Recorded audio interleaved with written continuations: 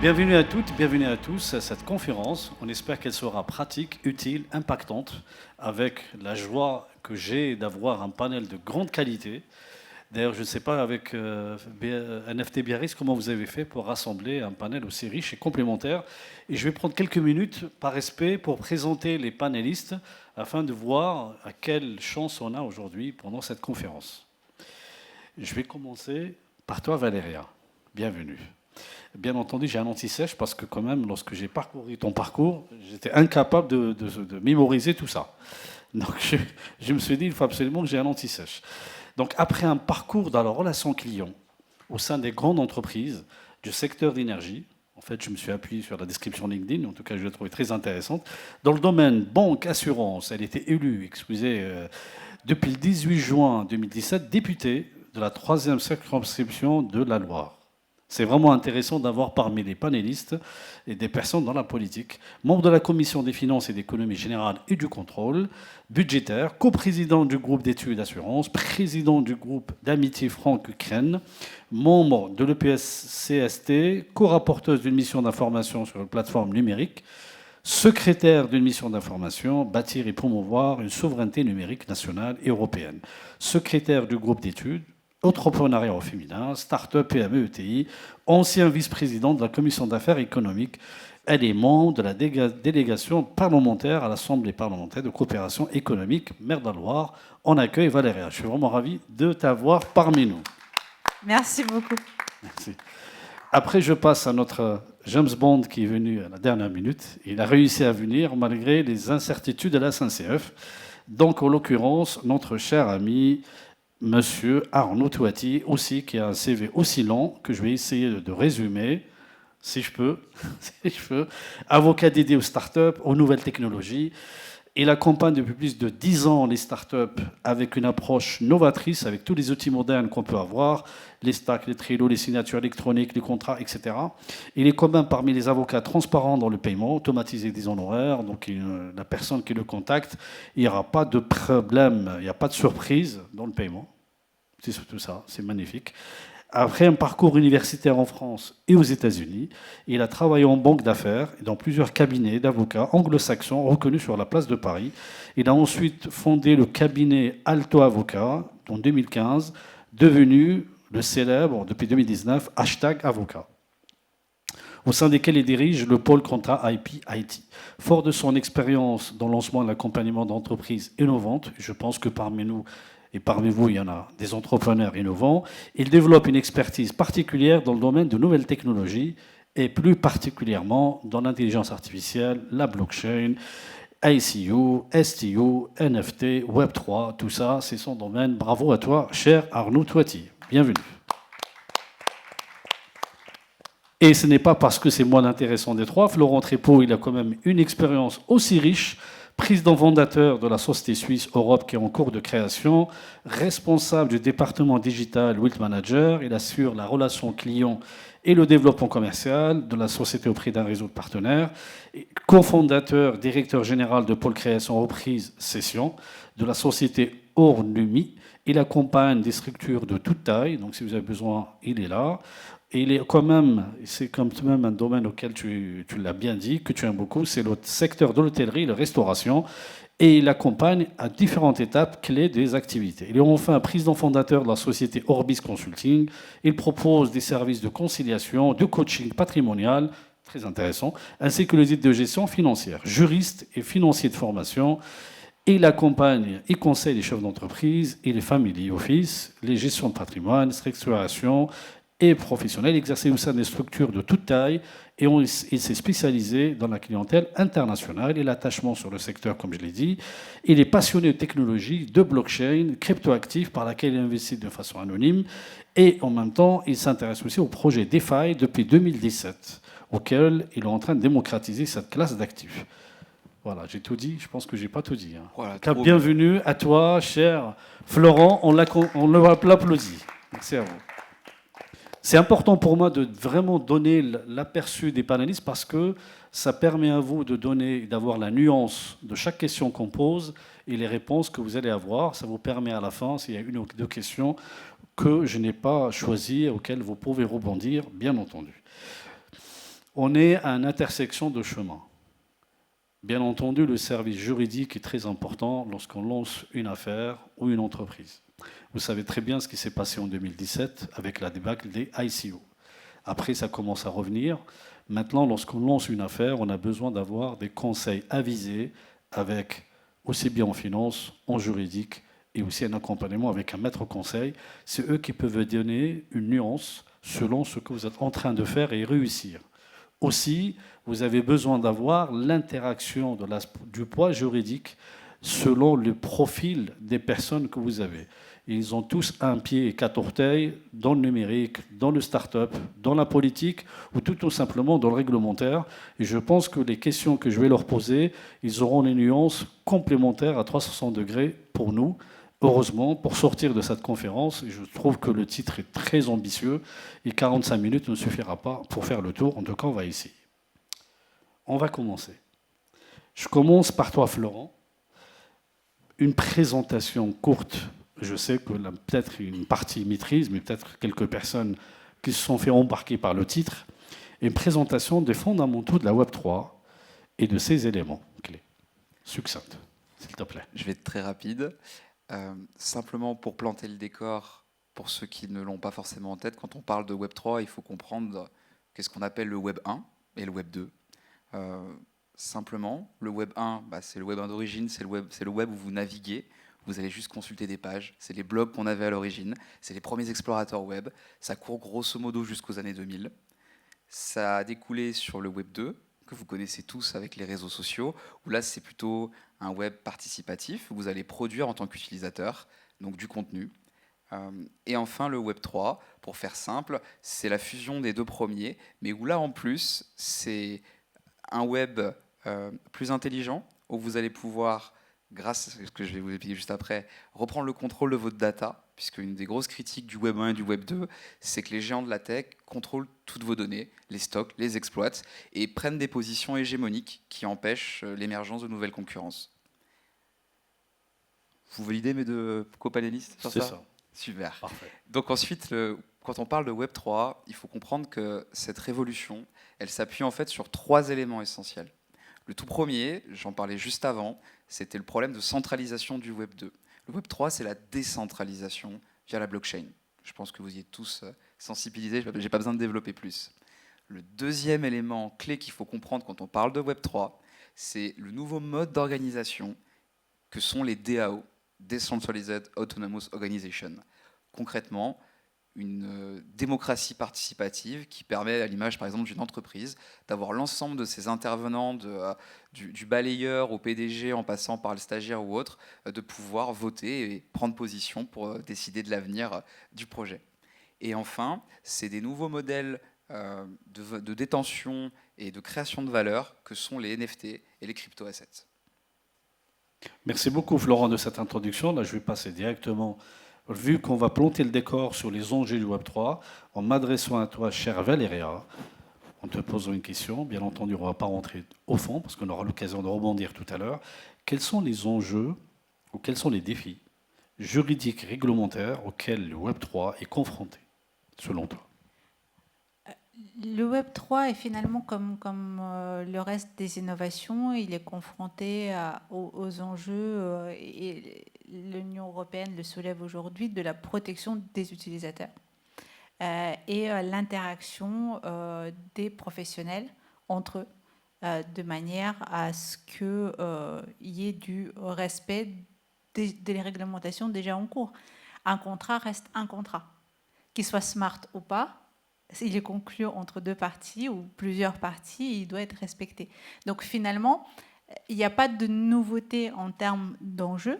Par contre, il faut transposer ou agrémenter la réglementation existante à de l'innovation qui est difficilement appréhendable, parce que si vous n'êtes pas issu du milieu, c'est d'autant plus difficile pour le politique de le faire. C'est assez complexe à comprendre. la technologie sous-jacente. Moi, lors de mon mandat parlementaire, j'ai participé au rapport sur la blockchain. Les collègues avec qui je travaillais avaient beaucoup de mal à comprendre comment fonctionnait la blockchain parce que c'est quelque chose qui est nouveau et différent de ce qu'on sait, de ce qu'on connaît. Donc, comment peut fonctionner quelque chose sans tiers de confiance, alors même que en Occident principalement, mais plus souvent dans le monde entier, toute interaction repose sur l'existence d'un tiers de confiance. C'est même aujourd'hui un des piliers de lutte contre la corruption pour les pays où elle existe encore, en intermédiant entre deux porteurs d'intérêt, en y mettant plusieurs tiers de confiance qui vont diluer la capacité de la corruption. Et donc, quand on a basé l'ensemble de notre organisation sociétale sur l'existence de tiers de confiance, imaginez que demain il n'existe plus grâce à la technologie blockchain, ça devient assez compliqué. Parce que c'est toute une organisation qui est remise en question. C'est notre droit qui est remis en question, typiquement. Et donc, du coup, les enjeux, c'est vraiment appréhender la technologie et ses effets et regarder à quel point la législation actuelle préexistante correspond et quels sont les trous dans la raquette à compléter en spécificité à cette technologie. Sachant que création de nouvelles législations pour de l'innovation qui est horizontale, c'est-à-dire qui va toucher à plusieurs secteurs à la fois, est quelque chose qui est plutôt refusé par les politiques, qu'ils soient français ou européens. On ne souhaite pas créer des textes ultra spécifiques parce que la technologie évolue d'une part, et très rapidement, surtout celle-là. On voit bien que c'est en pleine expansion. Et surtout, à partir du moment où on crée une législation trop assise sur une technologie spécifique, on a du mal ensuite à la faire évoluer suffisamment rapidement. Donc voilà, les enjeux finalement sont les mêmes que tout cadre de réglementation habituel, mais avec les spécificités de Web3 dans la protection du consommateur et l'interaction entre les profils. Merci beaucoup. Je vais me tourner auprès de toi, cher Arnaud. Presque la même question. Donc, lorsque je dis les défis réglementaires et juridiques, avec le prisme et la casquette d'un avocat, lorsqu'on parle de gouvernance, sécurité des investisseurs, c'est hyper important parce que le réglementaire et l'État veut sécuriser les investisseurs, ce qui a permis justement de faire un arrêt de tout ce qui concerne les mauvaises choses qui ont été faites dans la SEO. Donc lorsque je me tourne vers toi, je te dis quels sont les défis réglementaires et juridiques lorsqu'on parle de gouvernance, lorsqu'on parle de sécurité d'investisseurs, s'il te plaît. Alors, merci Mehdi pour ta question. En fait, pour rebondir sur ce que tu disais, Valéria, c'est très intéressant parce que la réglementation en matière de Web3, je pense qu'elle est comme dans tous les secteurs, mais elle a une spécificité. Je m'explique. Le Web3, il s'est construit justement sur une aversion des intermédiaires. Et parmi ces intermédiaires-là se trouvent les avocats, se trouvent les régulateurs, etc., etc. Ça veut dire quoi? Ça veut dire qu'on est dans un état d'esprit où finalement, à la base, on se construit dans l'idée qu'il ne va pas y avoir de régulation. Je prends un exemple concret, la finance décentralisée, typiquement. La finance décentralisée, tous ceux qui font de la DeFi à un certain niveau vous disent « moi, la régulation, j'en veux pas. Je veux pas de régulation ». Et on voit des régulateurs, et c'est normal, c'est leur rôle, qui est de dire, attendez, ça ne peut pas être un no man's land, il va falloir qu'à un moment, on arrive à réguler, il faut qu'à un moment, on arrive à mettre des règles. Et donc, concrètement, l'un des enjeux, si ce n'est à mon avis l'enjeu le plus important auquel le Web3 doit faire face, c'est d'accepter de son côté qu'il y ait une régulation, et du côté des régulateurs, d'accepter le fait, en tout cas des régulateurs et également évidemment du législateur, qu'il soit européen ou français d'ailleurs, d'accepter le fait qu'il ne pourra pas forcément, il ne devra pas forcément réguler le Web3 comme il régule d'autres secteurs comme la finance traditionnelle ou comme le Web2. Et le problème que nous avons, à mon sens, si je peux me permettre juste d'exprimer là-dessus, c'est que justement la régulation européenne, Mehdi, tu disais, quel est... On va en parler tout à l'heure. Voilà. Comment une régulation fonctionne? Une régulation, son objectif, c'est de créer de la stabilité. C'est-à-dire que si vous n'avez pas de stabilité dans un marché, il ne peut pas maturer, il ne peut pas mûrir. Donc c'est légitime qu'à un moment, on vienne réguler un secteur. Après, la question, c'est comment on le fait? Où est-ce qu'on met le curseur? À quel niveau est-ce qu'on régule? Et est-ce qu'on ne va pas trop loin? Et c'est vrai, par exemple, je trouve, à titre personnel, que même si la réglementation européenne elle a beaucoup de qualités, notamment du fait de créer un corpus de règles, donc par définition de donner une stabilité, donc permettre à des investisseurs de pouvoir se sentir plus à l'aise que d'aller sur un terreau qui ne serait pas favorable, la réalité, c'est qu'on est peut-être, à mon sens, allé un peu trop loin sur un certain nombre de choses, parce que la crypto, parce que le Web3, tout le monde le sait ici, a une réputation qui n'est pas forcément très bonne auprès du grand public et auprès des régulateurs en général, et qu'on a poussé le cran plus loin parfois que dans la finance traditionnelle, et qu'on a un peu appliqué les règles de la finance traditionnelle au Web3, alors qu'encore une fois, originellement, son objectif, c'était de s'en départir. Voilà, donc tout l'enjeu, c'est d'arriver à réguler sans étouffer. Merci selon beaucoup. Je vais repasser la parole à Valéria. Après, je repasse vers toi, cher Florent. Quels sont, selon toi, chère Valéria, les points forts et les points faibles que tu peux justement résumer en matière de l'approche lorsqu'il s'agit de parler de l'Europe? Parce que quelque part, on est dans l'Union européenne. Quel est, selon toi, je ne dis pas les erreurs, mais quels sont les avantages et les inconvénients de cette approche actuelle avec ton regard d'ancienne politicienne, d'actuelle personne qui agit avec les entreprises? Et justement, ton profil m'intéresse beaucoup pour répondre à cette question. Alors peut-être partir de la genèse de ce qui est MiCA, donc la réglementation européenne qui est en cours d'arrivée en Europe, qui est, elle, inspirée de la loi Pacte, qui est une réglementation française qui date de 2019. L'idée initiale dans la loi Pacte, c'était l'autorité des marchés financiers dit il y a de plus en plus de ICO qui sont en train d'être créés. Ils intéressent vraiment le grand public, mais le grand public est suffisamment néophyte pour se faire balader, et donc il y a des arnaques. Il faut qu'on trouve une solution pour marquer d'une pierre blanche ou d'une pierre noire un projet, en disant, voilà, ce projet-là, a priori, on ne sait pas s'il va être viable, mais au moins les gens derrière ont vraiment un projet, ils ont vraiment une idée et ils vont essayer d'en faire quelque chose. Ce n'est pas juste pour piquer des sous des particuliers néophytes et naïfs. Ça, c'est l'idée initiale. C'est-à-dire, c'est même pas une réglementation à proprement parler, c'est un avis du régulateur sur un projet, sur sa fiabilité, ou sa fiabilité même des personnes qui constituent le projet plus que le projet lui-même. À partir de là, on commence à tous réfléchir collectivement et on se rend compte que les SEO, c'est bien, mais en fait, il y a tout un écosystème qui a lui aussi besoin d'être reconnu, connu et qui souhaite l'être d'ailleurs. Contrairement à l'idée initiale à la création de Bitcoin, de la blockchain par le Bitcoin, où l'idée était de vraiment sortir du carcan de l'État et de sa réglementation, de manière générale. Là, les acteurs, même s'ils étaient peu nombreux en 2019, ils ont envie d'avoir un blanc-seing, un petit drapeau blanc du régulateur qui dit eux, ils sont fiables, vous pouvez y aller. Parce qu'ils ont besoin de se développer. Ils ont besoin de la confiance des investisseurs pour pouvoir se développer sur le marché, parce que la réputation initiale, c'est les blockchains, c'est que de l'arnaque, c'est fait pour transférer de l'argent pour du terrorisme, et je vous en passe, c'est des meilleurs.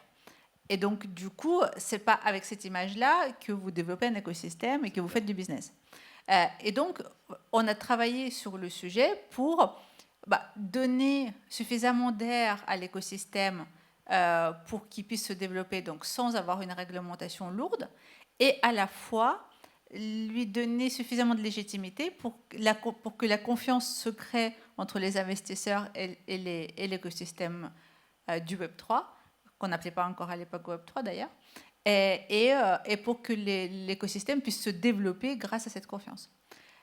Aujourd'hui, la réglementation MiCA s'inspire franchement de la loi Pacte, mais va plus loin. Et d'ailleurs, on s'est rendu compte assez rapidement, après la loi Pacte, lors de la mise en application des textes, qu'il y avait des limites à la souplesse.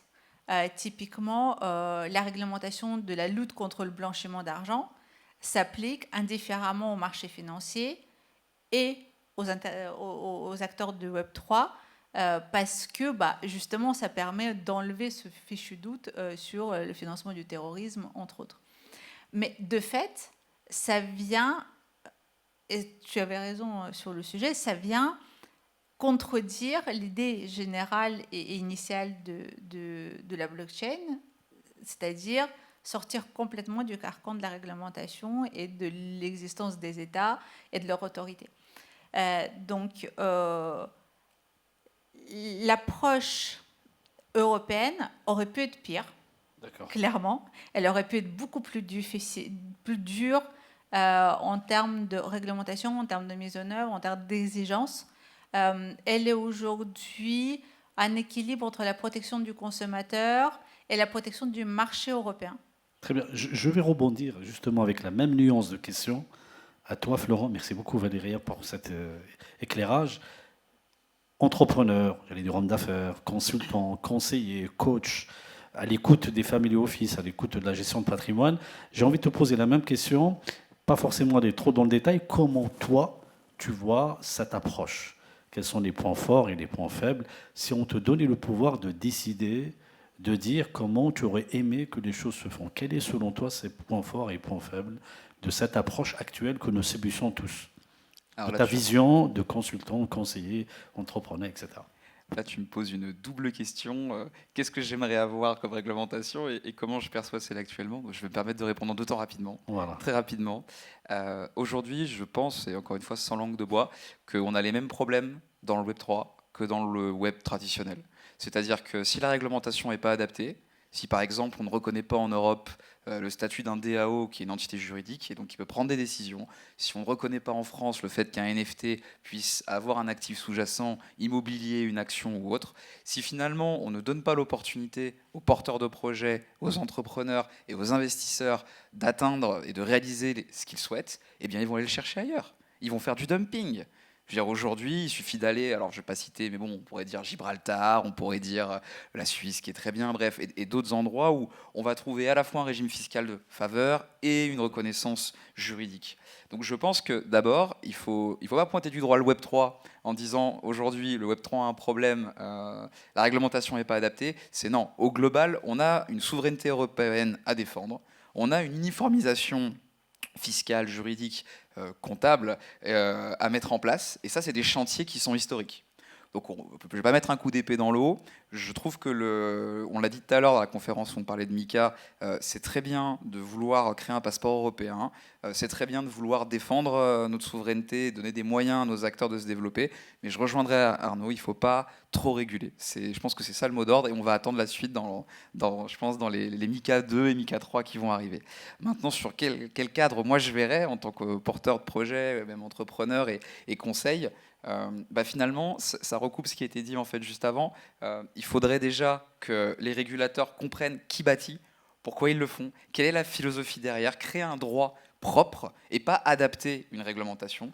J'entends qu'une même situation doit engendrer une même règle et que, encore une fois, la technologie est neutre. Ça, je l'accorde. Mais derrière, il y a quand même une évolution de société, un nouveau business model, une nouvelle culture qui apparaît, qui émerge. Et on ne peut pas simplement aller transposer l'ancien avec le nouveau. Donc moi, je dirais des DAO qui sont reconnus, des NFT qui peuvent avoir des sous-jacents, une fiscalité uniformisée en Europe et le pays des bisounours sera sauvé.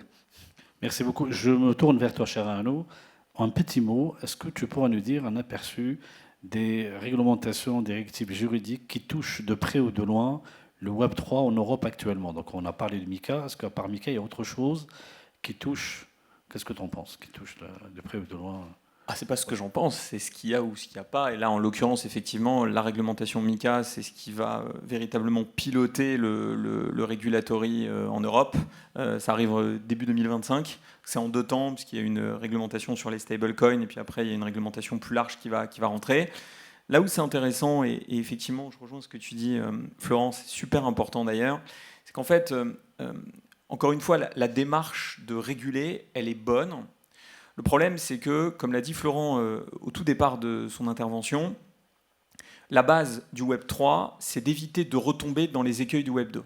Et un des écueils du Web 2, c'est justement d'avoir créé un système oligarchique dans lequel on a un certain nombre de plateformes, dont on ne va pas citer les noms, les GAFAM, les BATX chinois, qui ont tendance à, d'une certaine façon, contrôler quand même assez globalement le marché, en disant, bon ben voilà, on va créer une vraie décentralisation, et donc on va éviter de retrouver les écueils du Web 2 dans le Web 3.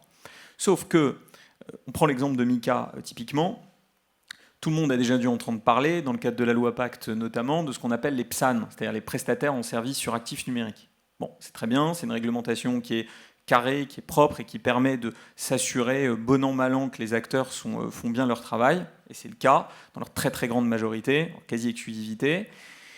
La difficulté que nous avons, si vous voulez, c'est que les conditions d'obtention de l'agrément MiCA sont beaucoup plus sélectives qu'elles ne le sont pour obtenir un simple enregistrement qui n'existera plus, donc on sera simplement sur un agrément, et qu'au final, là on a grosso modo une centaine de PSAN.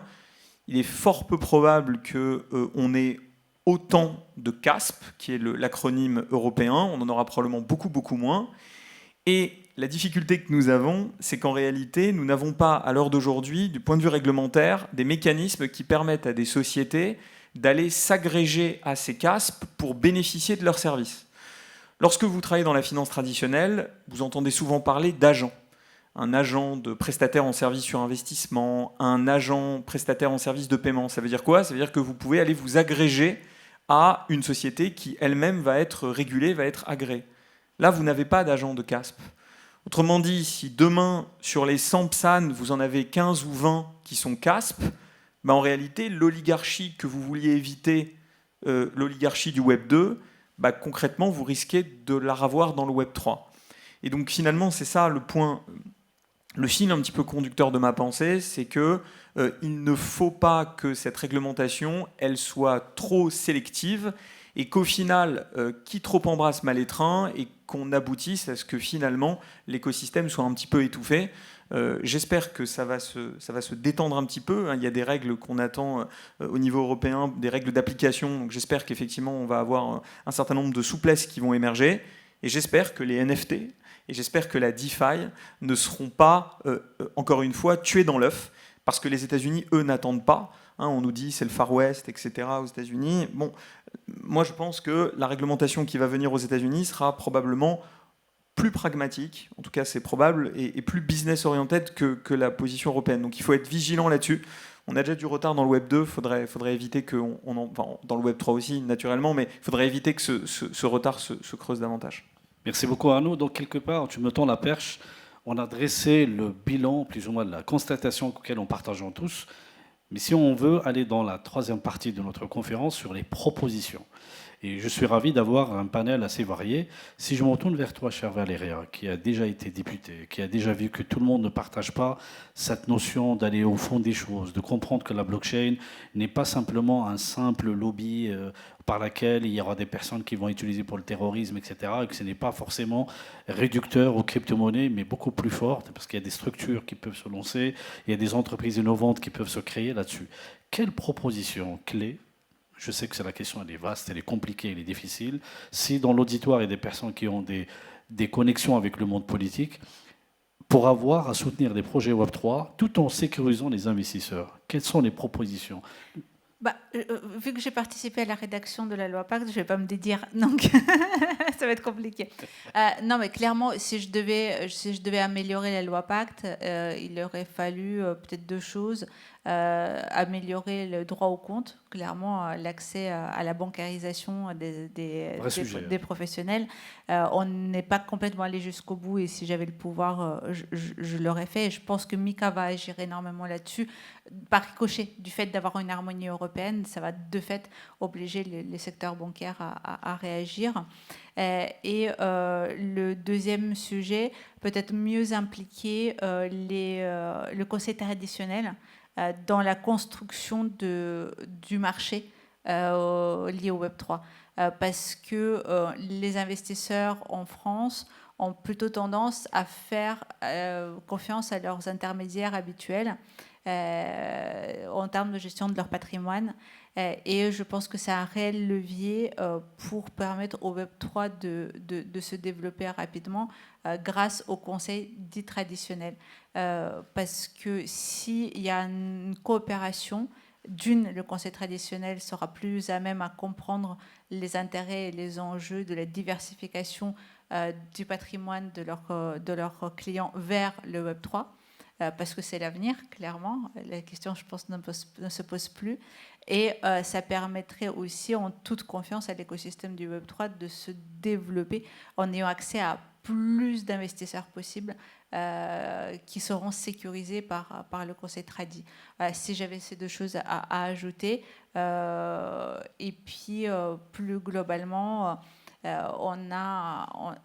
j'ai une petite crainte sur les risques de surtransposition, mais même s'il n'y a pas de transposition, parce que MiCA est un règlement à application directe, il y a une interprétation par nos autorités, et j'ai peur que l'autorité des marchés financiers et l'autorité de contrôle prudentiel risquent de serrer un tout petit peu la vis. Il ne faut pas qu'il y ait de déséquilibre entre les pays européens, clairement,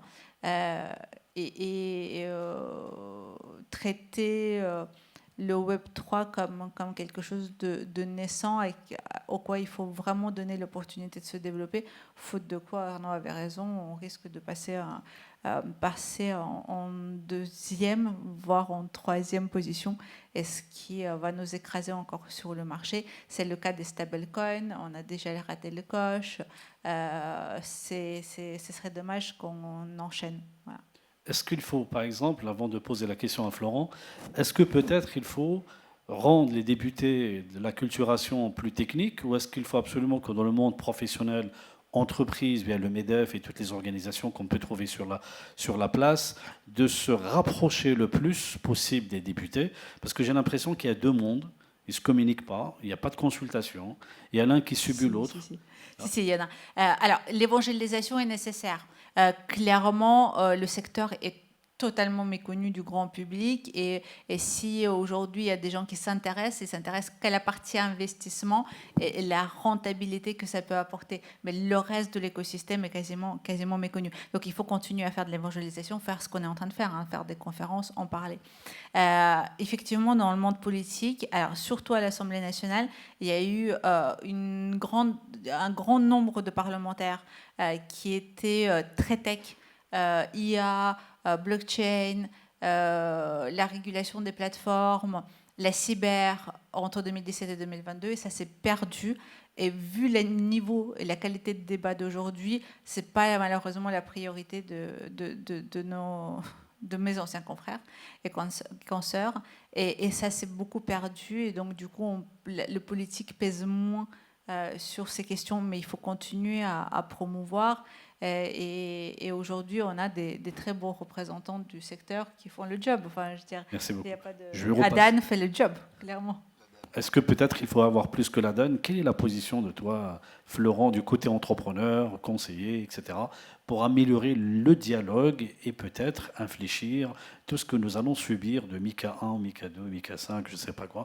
Qu'est-ce qui va arriver? Quel est ton point de vue là-dessus, s'il te plaît? Alors, vous allez dire que je prêche pour ma paroisse, mais je pense qu'il ne faut pas donner une Formule 1 à quelqu'un qui ne sait pas conduire. Et moi, l'un des constats que je vois et que je pense dans la réglementation, il y a à la fois ma crainte et ce que j'aimerais. Ma crainte, c'est qu'on va tendre finalement vers une illusion de décentralisation pour beaucoup plus de contrôle. Et je ne vais pas jeter un pavé dans la mare avec le débat sur les stablecoins, tout ce qui va avec, la monnaie programmable. Et ça, c'est un vrai problème qu'il faut peut-être dès maintenant officiellement avoir dans la sphère publique. Maintenant, on ne gouverne pas en étant toujours parfaitement transparent. Je pense que, pardonne-moi pour Valéria, pour la partie politique, mais voilà, il faut savoir mener un peu le troupeau là où on veut l'emmener. Mais avant tout ça, je pense que la liberté qu'aujourd'hui on a à pouvoir utiliser un wallet, faire des transactions, la DeFi, tout ce que ça va amener demain, les nouveaux supports que les NFT donnent et que les nouvelles technologies vont encore donner. On parlait de Soulbound Token avant d'arriver ici, en parlant d'identité numérique. Ça, c'est un sujet qu'on n'a même pas abordé, mais il y a un vrai enjeu par rapport à tout ça. Mais il faut obliger les gens à se former. On ne vous laisse pas aller sur la route aujourd'hui si vous n'avez pas permis de conduire. Utiliser un wallet de manière autonome, c'est dangereux. Et je pense que tous ceux qui ont déjà joué avec se sont fait des surfroides en faisant des premières transactions. Moi encore maintenant, dès que j'envoie quelque chose, je vérifie 15 fois parce que je me dis, oh mon Dieu, je vais burn mes Ethers, quoi. Voilà, et ça, en fait, même avec 4-5 ans de pratique, la peur est toujours là. Et des fois, on a l'impression que c'est très simple. On a des influenceurs, et je pense qu'aussi, un des points qui devrait être régulé, c'est toute la démagogie qui peut être véhiculée dans les médias, et qui pour moi est de la désinformation parfois. Il y a des très bons influenceurs, des très bons médias, mais il faut avoir des organes qui puissent faire la part des choses. Alors oui, des conseillers traditionnels vont être les premiers interlocuteurs, mais je pense que demain, tout le monde ici présent peut être un ambassadeur. Tout le monde peut se former, tout le monde demain, vous en tout cas, vous êtes les fers de lance, vous êtes demain les futurs apôtres, en tout cas si vous le souhaitez, rejoindre la cause de cette évolution. Et en fait, il faut que responsabiliser tout à chacun, je pense. Merci beaucoup. En tout cas, ma question tout à l'heure, Valérie, était faussement naïve, un peu polémiste, parce que la dernière fois, j'ai eu quelques personnes du ministère de Finances et j'étais surpris du degré de connaissance des DAO. Il m'a surpris. Et j'ai l'impression que parfois le discours en off et le discours en on n'est pas le même. Et que parfois certaines personnes veulent sauvegarder leur travail auprès du ministère comme étant des fonctionnaires, mais en même temps ils ont une connaissance pointue. Par exemple, moi j'ai appris que les DAO, à chaque fois qu'ils ont un projet DAO, ils sont un tout petit peu plus mitigés parce que c'est pas vraiment une DAO proprement décentralisée. Avant de te rendre la parole, je vais juste poser la question à Arnaud. Selon toi, avec la casquette de juridique, quelle proposition tu pourras faire si on veut améliorer la situation actuelle ou complètement si on te donne la parole par une mission parlementaire de donner des pistes de réflexion, qu'est-ce que tu pourrais dire et qu'est-ce que tu pourrais amener comme piste de réflexion, s'il te plaît? Alors, c'est difficile de répondre à cette question, en réalité, de donner des mesures précises. De toute façon, la réalité, c'est qu'on a maintenant une réglementation européenne. Donc même si tu étais toujours député et que tu voulais modifier la loi Pacte, de toute façon, la réalité, c'est que la réglementation vient d'en haut. Donc au final, malheureusement, un petit peu, je trouve, les députés français ont moins leur mot à dire, puisqu'en réalité, ça vient de l'Union européenne, avec les avantages que ça peut présenter par ailleurs. Donc sur la réglementation MiCA, moi, j'ai pas de commentaire particulier. De toute façon, elle est là maintenant. On fait avec ce qu'on a, avec les avantages qu'elle présente de stabilité, avec peut-être certains désavantages. Comme je le disais tout à l'heure, le fait notamment de recréer en réalité un petit peu cette oligarchie du Web 2 dans le Web 3 et de ne pas avoir finalement des mécanismes qui permettent à des prestataires de services sur actifs numériques, sur cryptoactifs, de pouvoir s'adosser à des prestataires qui, eux, auraient l'agrément. Mais de manière plus générale, je dirais que là, on va vers un MiCA 2. On nous l'annonce très clairement sur les NFT, sur la DeFi. C'est toujours le même sujet, c'est-à-dire que si on en vient à vouloir centraliser ce qui est essentiellement décentralisé, ça va poser un problème. C'est-à-dire que, comme tu le disais tout à l'heure, les porteurs de projets vont aller voir ailleurs. On est dans un monde qui est mondialisé, dans un système qui est mondialisé, dans lequel concrètement, même si c'est pas toujours évident, si demain on a une régulation en Europe de la DeFi qui est pas très ouverte et qui est pour le coup l'inverse même de ce qu'on cherche à faire, en réalité, ça va pousser les entrepreneurs à aller probablement essayer ce qui est déjà un peu le cas, à aller essayer de se faire réguler ailleurs, alors même que l'Europe a énormément d'atouts, énormément d'avantages. Donc, encore une fois, le rôle d'un régulateur, le rôle d'un législateur, c'est de protéger, c'est de stabiliser, d'accord, c'est de contrôler ceux qui peuvent entrer sur un marché, ceux qui peuvent en sortir. Et c'est de protéger les petits épargnants, de protéger les investisseurs. C'est d'ailleurs pour ça que tu disais, il y a un discours en on et un discours en off. Le discours en on d'un régulateur, et c'est normal, c'est son rôle, c'est de protéger.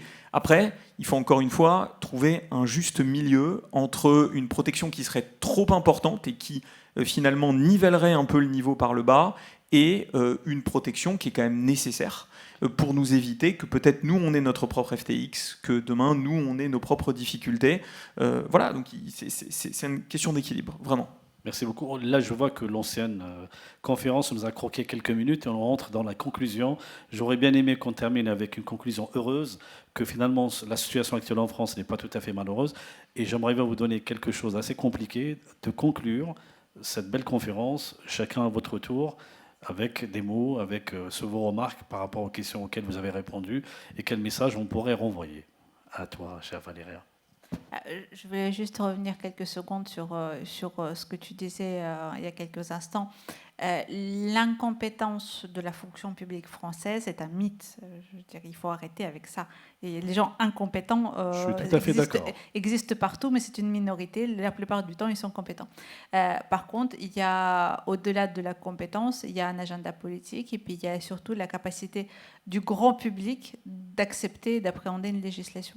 Et donc, tout ça crée un agenda. Qui fait que parfois il y a effectivement une grande compréhension des choses, mais c'est pas le moment et parfois il faut attendre et parfois il y a des négociations européennes et donc là aussi on n'interfère pas, on essaie de pousser notre point de vue et faire du soft power au niveau européen plutôt que de bombarder une législation française à la place. Donc, mais globalement les gens sont compétents. Je suis d'accord. C'est pour ça que je l'ai dit, j'étais surpris. Et c'est vrai que dans la fonction publique, il faut vraiment arrêter de dire qu'ils connaissent rien. Non, ils connaissent tout. Maintenant, c'est sur comment les aider, comment parler avec eux, comment avancer avec eux pour pouvoir avoir, pour tout le monde, la sécurité et pour l'entrepreneur, pas avoir un chape de plomb pour pouvoir l'aider. Et c'est pour ça que je te redemande de conclure cette belle conférence, chère Valérie. Qu'est-ce que tu pourrais nous dire ? Que l'avenir est devant nous. On a tout ce qu'il faut sur notre territoire pour développer un bel écosystème. Et on est tous acteurs au quotidien de la chose. Et l'évangélisation est indispensable. Il faut que chacun joue son rôle et diffuse l'information autour de soi. Parce que le Web 2 a déjà été complexe. Et les Français, pour la plupart d'entre eux, sont des consommateurs d'interface.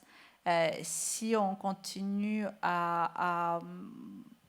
comme ça avec le Web 3, on risque d'avoir des freins qui vont apparaître naturellement et qui vont s'imposer et où l'incompréhension du grand public va générer des conflits, des litiges qui vont générer, eux, la surréglementation et qui risquent de tuer le progrès en la matière. On n'a rien à envier ni aux Suisses ni aux Américains. Donc, allons-y gaiement. Même chose pour toi, chère Florence, et on peut conclure sur ce que nous avons dit et faire une note d'espoir, d'optimisme par rapport à une situation auquel il y a des opportunités. Et j'ai assisté tout à l'heure à votre conférence et j'ai apprécié qu'il y a même des opportunités avec Mika, malgré tout. Comme la précédente conférence, je vais faire 3 mots. Construire, protéger et éduquer. Ça va être les 3 mots. Ça a été dit, il y a la France, on est une terre d'avenir, l'Europe aussi. On a tout pour devenir l'un, si ce n'est le leader. On a les esprits, on a l'envie. Par contre, il y a des vraies questions qui vont se poser et qu'on ne pourra pas ignorer. Il ne faudra pas attendre que ça vienne d'en haut. C'est justement ça le fondement même, finalement, du Web3 et de la blockchain. Ça vient des individus. On veut se priver d'intermédiaires. Dans ce cas-là, responsabilisons. Merci tous. Merci tous. Et ça commence effectivement par en parler autour de vous, vous challenger, vous confronter. Je pense qu'il y a un vrai débat sur est-ce qu'il faut d'abord protéger le consommateur ou est-ce qu'il faut permettre à l'entrepreneur d'innover. Répondez déjà vous-même à cette question avant d'attendre à ce que les politiques y répondent pour vous. Si vous changez la base, l'eau de la pyramide suivra et non l'inverse. Merci beaucoup. À toi, cher Arnaud.